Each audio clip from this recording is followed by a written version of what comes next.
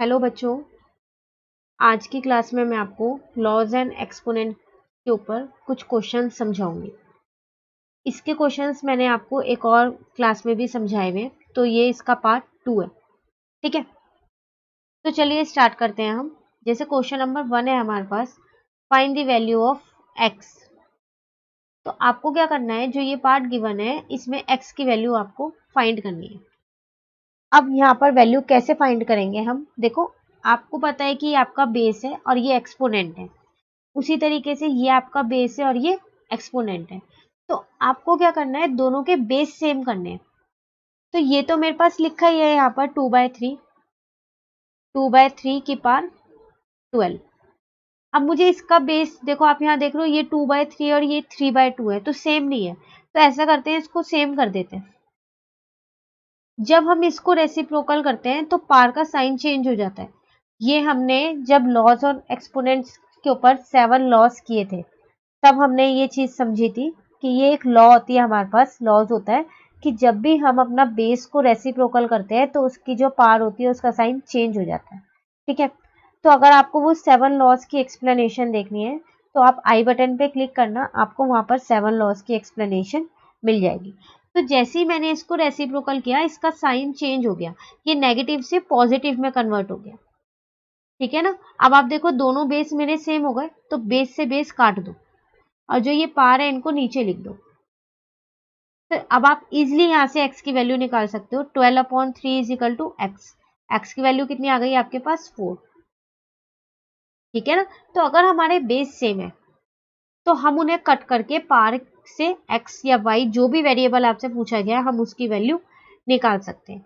ठीक है, अगर सेम नहीं है तो पहले हमें क्या करना पड़ेगा, बेस को सेम करना पड़ेगा। ठीक है, चलो मैं एक और पार्ट आपको इसका कराती हूँ। सेकेंड पार्ट है, जैसे मैं यहाँ लिख रही हूँ इसका सेकेंड पार्ट।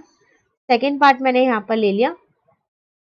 3/4 की पावर जो है वो है -6 डिवाइड 3/4 की पावर जो है वो है 3।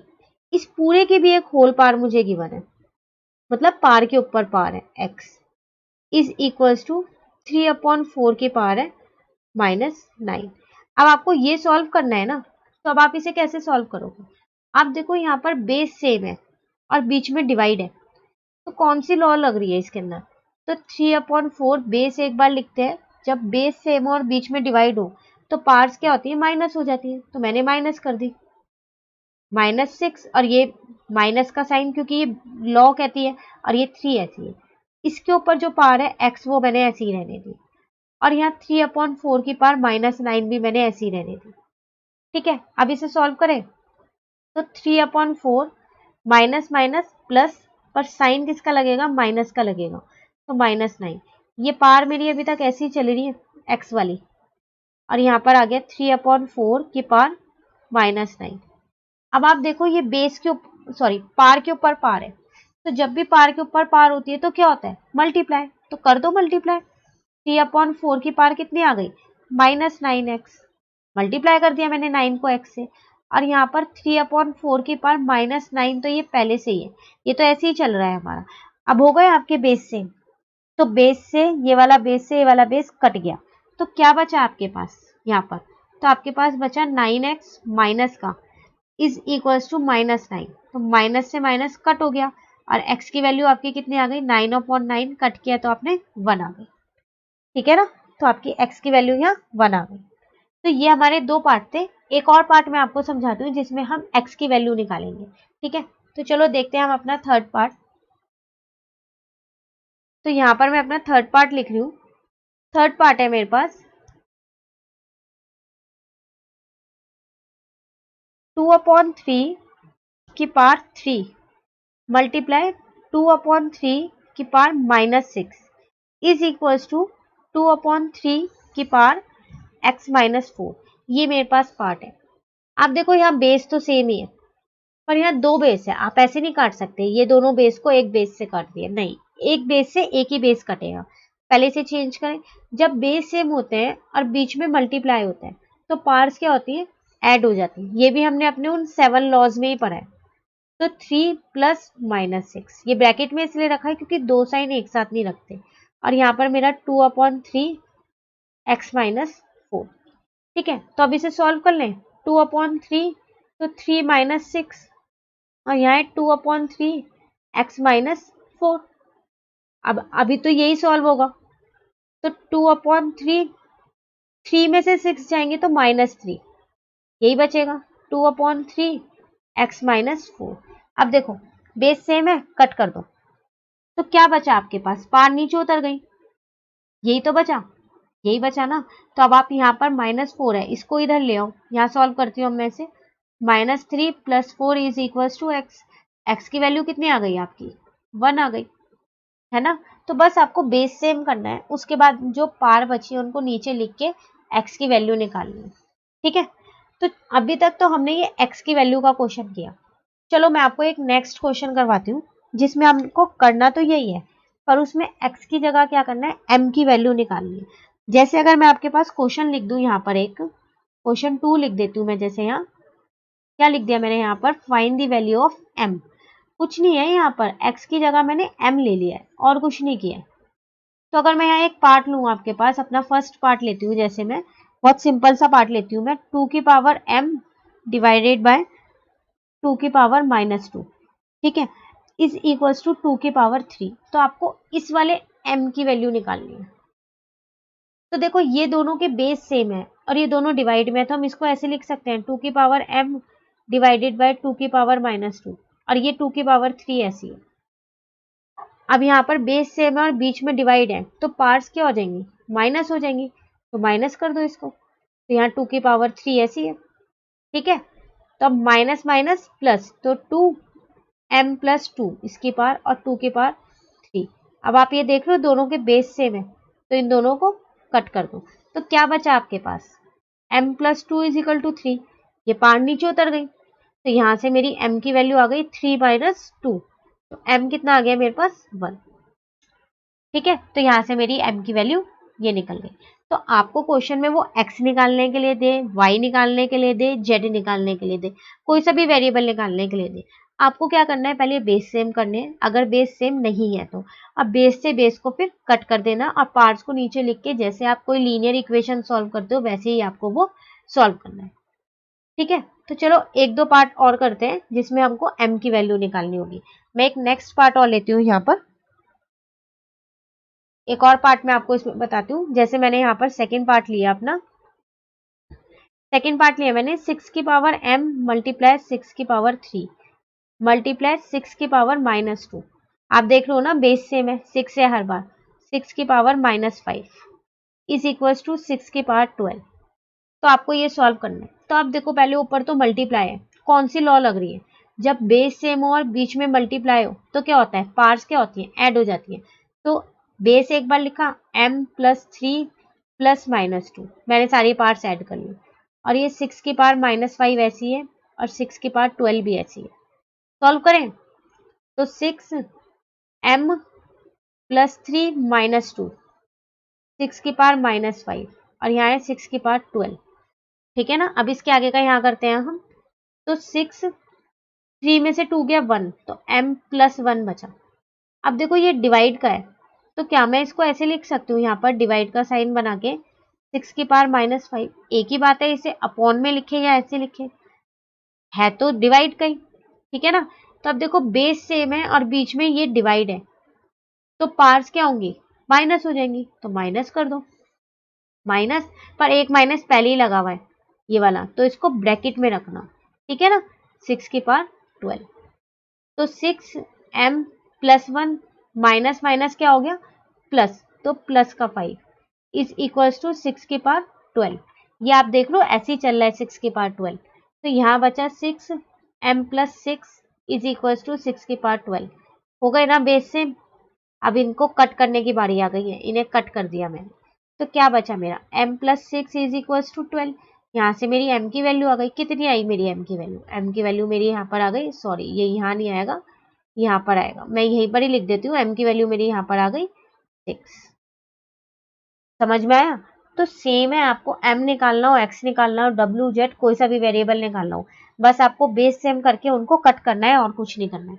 ठीक है, तो आपको ये समझ में आ गया जब भी वैल्यूज निकालनी होती है। चलो अब एक कोई दूसरा क्वेश्चन करते हैं इन लॉज और एक्सपोनेंट्स के ऊपर।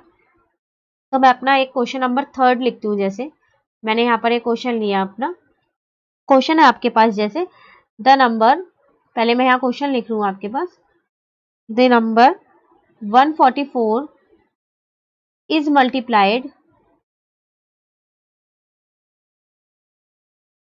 with 2 की पावर -3, कॉमा 12 की पावर -1, कॉमा 3 की पावर -2 कॉन्जिक्यूटिवली। ठीक है, अभी मैं आपको इसकी हिंदी बताऊंगी पूरे क्वेश्चन की। मैं क्वेश्चन लिख लूं यहाँ पर पहले, ठीक है, फिर मैं आपको इसकी हिंदी बताती हूँ। फाइंड दी फाइनल प्रोडक्ट, ये आपको निकालना है। देखो क्वेश्चन आपको क्या कह रहा है यहाँ पर से हम करेंगे अपना सॉल्यूशन। ठीक है, क्वेश्चन आपको कह रहा है कि एक नंबर है 144, आपको इसको मल्टीप्लाई करना है, किससे? इससे भी करना है, इससे भी करना है, इससे भी करना है, कॉन्जिक्यूटिवली, मतलब एक के बाद एक लगातार मल्टीप्लाई करते रहना है। अब फिर बताओ मल्टीप्लाई करके आपको फाइनली आंसर क्या आया, वो आपको बताना है। तो मल्टीप्लाई तो करना है, तो चलो करते हैं। 144 को किस किस से करना है? एक 2 की पावर -3 से करना है, एक 12 की पावर -1 से करना है, और एक किस से करना है? 3 की पावर -2 से।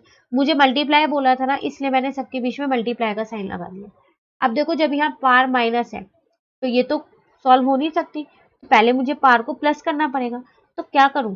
पावर को प्लस करने के लिए इसको रेसिप्रोकल करूंगी तो पावर प्लस हो जाएगी, उसी तरीके से इसको रेसिप्रोकल करूंगी तो इसकी पावर प्लस हो जाएगी, इसी तरीके से इसको रेसिप्रोकल किया तो इसकी पावर प्लस हो गई। ये मेरी एक लॉ थी जो मैंने आपको लॉज और एक्सपोनेंट में समझाई थी 7 लॉज के अंदर, कि अगर आपको किसी की भी पावर नेगेटिव दे रखी है उसे पॉजिटिव कैसे करोगे? उसको रेसिप्रोकल करके।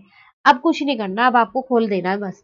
जैसे ये 144 1/2 की पावर 3 है, तो 1 को 3 बार मल्टीप्लाई करो, 1 इंटू 1 इंटू 1 1 ही रहेगा। 2 इंटू 2 इंटू 2, तो 2 2 जा 4 2 जा 8, तो 3 बार मैंने मल्टीप्लाई कर दिया। उसी तरीके ये तो 1 ही है, तो 1/12 ही रहेगा। यहाँ पर 1 को 2 बार मल्टीप्लाई करोगे 1 ही आएगा, 3 को 2 बार मल्टीप्लाई करोगे तो 3 इंटू 3 कितना हो जाएगा? 9 हो जाएगा। अब आप कट करो जरा, जैसे 12 को मैंने इससे कट कर दिया, डायरेक्ट 12 आया। ये आपको पता है ना कैसे देखना है? डिविजिबिलिटी रूल्स की हेल्प से आप देख सकते हो कि कौन सा नंबर कौन सी टेबल में आता है। ठीक है, तो आपको अगर डिविजिबिलिटी रूल्स देखने हैं तो आप आई बटन पे क्लिक करना, आपको वहां से डिविजिबिलिटी रूल्स मिल जाएंगे। ठीक है, अब ये दोनों 4 की टेबल में आते हैं, मैंने 2 की टेबल में भी आती है, 4 की में भी, आप किसी से भी काट सकते हो। मैं 4 से काट रही हूँ, 4 2 जा और 4 3 जा। ठीक है, अब ये 3 को कट किया इस 9 से, तो अब बचा क्या आपके पास? सब कुछ तो कट हो गया, ऊपर तो 1 बचा और नीचे क्या बचा है? 2 इंटू 3 बचा। तो आपका आंसर आ गया 1/6। ये आपका आंसर। आपको सिर्फ फाइनल प्रोडक्ट बताना था, तो मेरा फाइनल प्रोडक्ट कितना आया? ये आया मेरा फाइनल प्रोडक्ट 1/6। ठीक है, तो ये एक छोटा सा क्वेश्चन था आपका जो लॉज और एक्सपोनेंट के ऊपर बेस्ड था। चलो एक नेक्स्ट क्वेश्चन हम यहाँ पर देखते हैं अपना। पहले मैं यहाँ पर अपना क्वेश्चन लिख देती हूँ, उसके बाद मैं आपको उसका आंसर बताऊंगी। तो क्वेश्चन नंबर 4 जैसे मैंने यहाँ पर अपना लिया, क्वेश्चन है मेरे पास द प्रोडक्ट ऑफ, मैं यहाँ पहले क्वेश्चन लिख लेती हूँ, उसके बाद आपको मैं इसकी हिंदी बताऊंगी। ठीक है, तो बस 2 मिनट लगेंगे मुझे क्वेश्चन लिखने में। -2/3 की power 2 is divided by a number, आपको पता है यहाँ पर 2 नंबर का प्रोडक्ट दे रखा है, is divided by a number. ठीक है, so that the quotient is, so that the quotient is, आपका क्वोशंट कितना आ रहा है? 3/5 की पावर जो है वो है -2। आपको वो नंबर फाइंड करना है। अब पहले हम इसकी हिंदी समझेंगे क्वेश्चन की और उसके बाद इसको सॉल्व करेंगे। ठीक है, तो देखो आपको करना क्या है, आपको कह रहा है आपको इन दोनों का प्रोडक्ट दे रखा है। अगर आप इन दोनों के प्रोडक्ट को, मतलब इन दोनों के मल्टीप्लीकेशन को डिवाइड करते हो एक नंबर से, नंबर मुझे नहीं पता कौन सा है, वो मुझे निकालना है, तो डिवाइड करते हो तो आपका क्वोशिएंट ही आएगा, मतलब आपका आंसर ही आएगा। चलो इसे इक्वेशन की फॉर्म में लिखते हैं, इस स्टेटमेंट को, इन दोनों के प्रोडक्ट को ना। तो पहले मैं नंबर लेट कर लूं जो मुझे निकालना है, let the number be x, बस अब सॉल्व हो जाएगा।